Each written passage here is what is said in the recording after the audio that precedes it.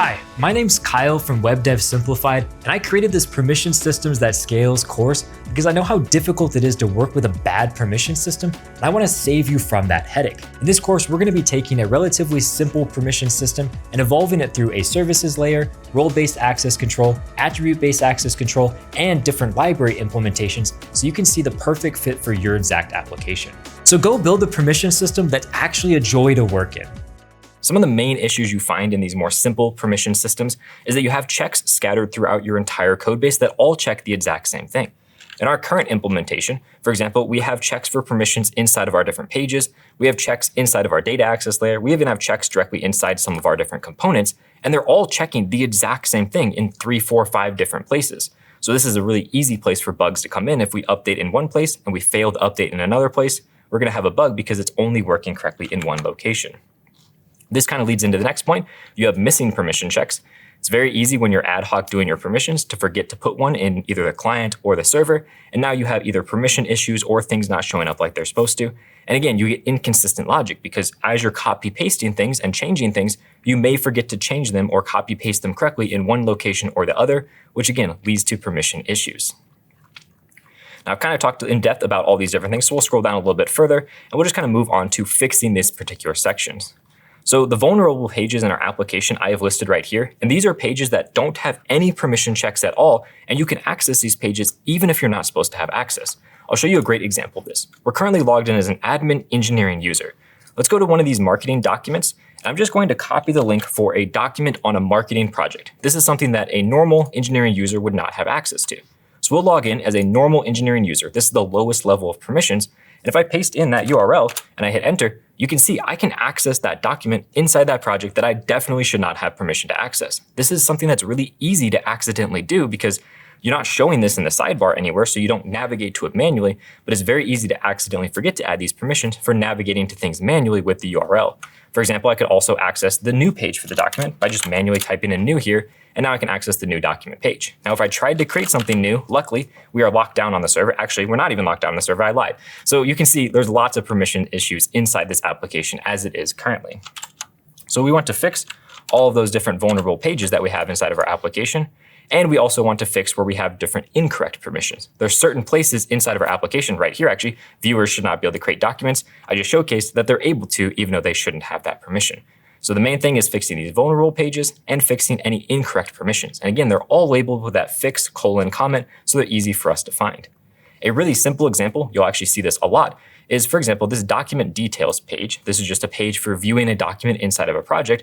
We want to first check to make sure the user has access to that project. And the check for this is looking relatively complex, but essentially what we're doing is first checking we have a user. If we don't, obviously redirect them to the login page. We also want to check if the role is admin, then they have access to everything, so they're perfectly fine. But if they're not an admin user, we then want to make sure that the project department is either null or equal to the user's department, because that's kind of the logic we have for projects. They must either be a null department project or it must match their user's department. So that's what we need to implement essentially everywhere inside of our application. So I'm actually just going to copy that because we're going to be using this in many places. Let's go ahead and just try to implement one of these particular fixes. We'll go into the page here. This is our project view page. And if you scroll up to the top, you can see we have our project document page. And right here is our fix comment for not checking if the user has access to the project. So I'll paste down that code that we had, and we'll just make sure that we go through and read exactly what it's doing. We'll need access to the user, so I will move that user check up here. There we go. So to be able to have access to a project, you first of all must be a signed in user. You also can either be an admin user, which is what this check is, or the project has no department assigned to it. It's a global department, or the user's department is equal to the project's current department. This alone will actually fix our problem of that link issue that we had. So if we go back into our example, and I try to view the project's view page as someone that doesn't have access to this, we should get redirected back to the login page. So if I just try to access this, it redirected us back to the login page. Since we're already logged in, it then redirected us back to the project we have access to. So you can see it properly redirected us from a project we did not have access to a project we do. So we at least have permissions on that level set up for this particular page. And this is where I think the big power comes in essentially a centralized system like this, because now instead of having a bunch of checks everywhere that are if statements, if we just find a location here, for example, is a giant if statement, now we can replace this with a single can function. And when we update our permissions in that role-based access control file, it propagates to every single part of our application. So here we can just say can pass in our user. In our case, this is for a new document, so we can say document create. And now all we need to do is just go through all the rest of our different files and look at what the permission we're trying to check is. So we finished this entire page. Let's move on to the next page. And this page, if I open it up properly here, is the page for the document view. So we can scroll down. Here's a permission for editing. And since we're on the document details, this is for editing a document. So we can replace this with a simple can call, pass it in the user. And in our case, that's just document update, just like that. And of course, we'll want to import this function. There we go. That permission is done. Let's move on down and see here we have the delete button. So let's just do a permission for delete as well. There we go. And again, the nice thing about this is it's super easy to read what's going on. You don't actually need to dive into the if statements or anything. You can just read this can function and it'll tell you what's happening inside your code. So that cleans up all of our permissions in that file. Let's move on to our next particular file here. Inside of this one, we're on the edit document page, determining if the user has access to edit that document. So again, we can replace this with a single can call inside of our code. Let's import the function, pass it in the user, and the role in our case is a document update since we're on the edit page. And if they cannot do that, then we're going to redirect them back to the login page or wherever else you think is appropriate. That page is entirely done. We can move on to the next page. This page is for handling creating brand new documents. So we can come into here and do the exact same thing. Get that can function. We want to check that the user document create. And of course, if they cannot do that, then we're going to redirect them some other location, throw an error, whatever it is you want to handle, just put that code right here. It's entirely up to you. So that page is done. Next page that we're going to be moving on to here is the edit project page. So again, we have our permission check right here, and we can just replace that with a can edit section. So let's make sure we negate that. If the user cannot edit a project, which is project update, just like that, then we're going to redirect them back to the login page. And it looks like we have an error down here, and that's because we can change this permission as well. This is deleting a project, so we can say can user, and this is going to be project delete, just like that. That's finished up this page entirely, so we're almost through all of our different permission checks. This next page is for creating a new project. So again, pretty much what we've done throughout all this section. We can say user and project create and make sure we negate that. So if they cannot create projects, redirect them. And then finally, I think we're on to almost our very last one here. This permission is for a new project button. This is like our sidebar on our application. So what we can do for this one is we can just say can user project create and make sure we import that function. And there we go. We have all of that completely done. And let's just make sure we have no more checks inside of here. So it looks like inside of our queries, we have this check right here for get all projects. That one we don't have to worry about. That one's already done. And actually, there should be no permissions inside of here. I don't know why this is here. This must have just been left over from before because we know our data access layer should no longer have any authorization in it. So this should actually be completely removed from this authorization section.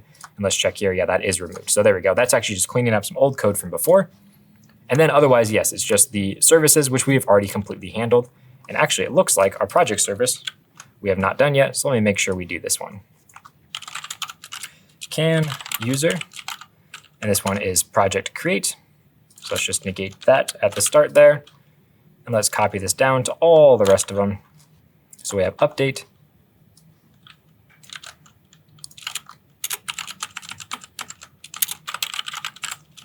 There we go. And again, copy that over so it's just easy to work with. We'll go into delete. So we can replace this auth check with a delete check. Replace this check right here, which this one we already have in our where clause, so we don't need to worry about that. And then here, this one has already been replaced with our can read project. So that should handle all of our different permission checks. Let me just double check our documents to make sure we're using our can function inside of all of these. And it looks like we are. Yep. So now we've essentially transformed all of our permissions so they all flow through the exact same file, this role-based access control file. And if we change this file, we can change what everyone in our application has access to immediately. So let me show you what that looks like. We'll go into our actual demo. Let's just log out, and we're going to log into an author. So the author has access to create new documents. So you can see when we click on this page, we get brought to new document, no problem. Now let's say I don't want authors to create new documents. Well, all I need to do is come to one single location where that author permission is, remove that permission, and now my entire application automatically updates. That new document button has been completely removed. If I try to manually go to that page, again, it's going to redirect me away from that page because I don't have access to that. And if I were to somehow send a request to my server, that's also going to be denied because everything runs through the exact same permission system.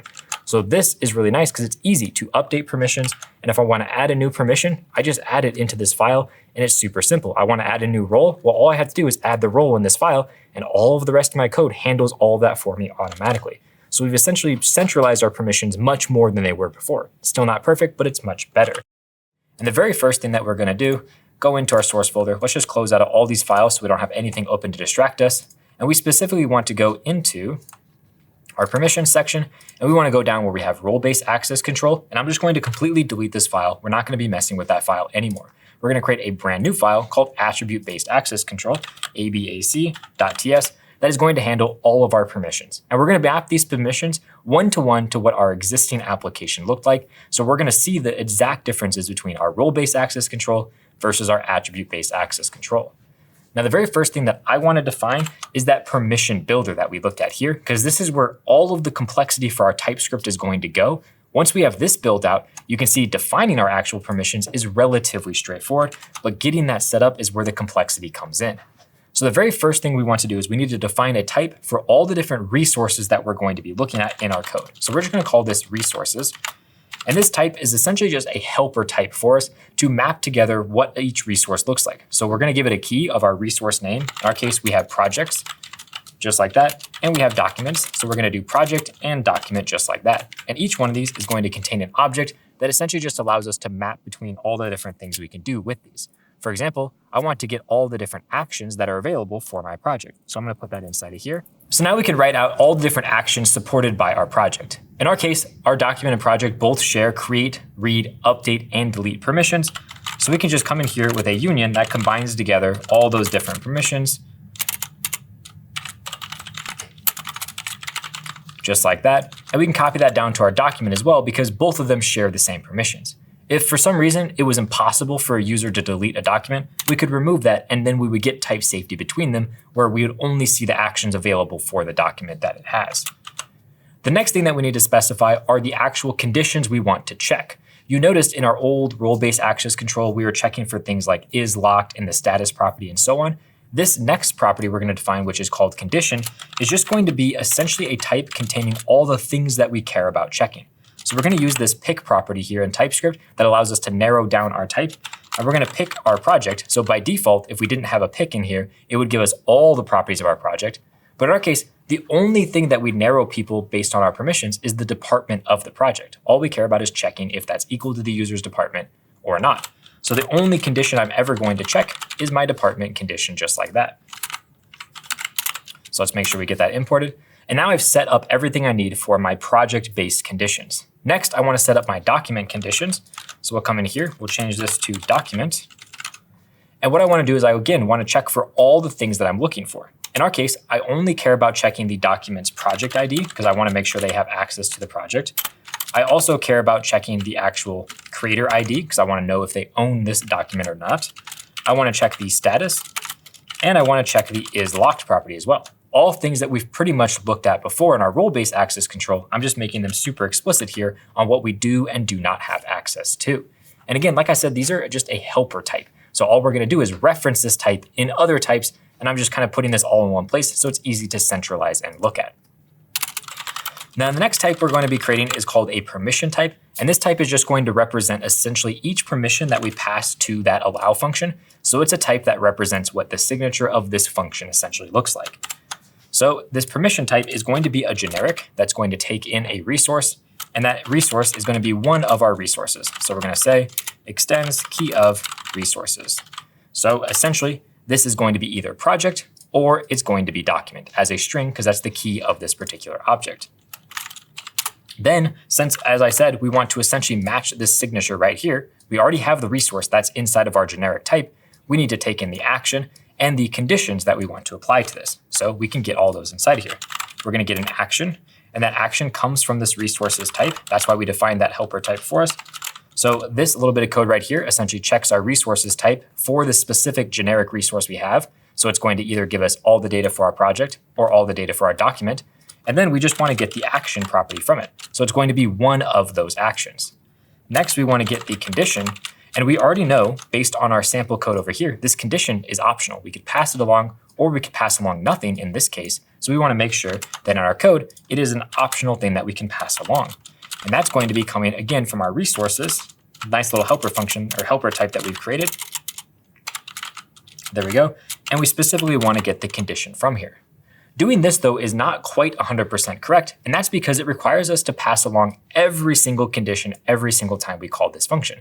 Instead, we only want to pass along a subset of the conditions. For example, just the status or the status in the creator ID. So to do that inside of TypeScript, we can just wrap this inside of a partial.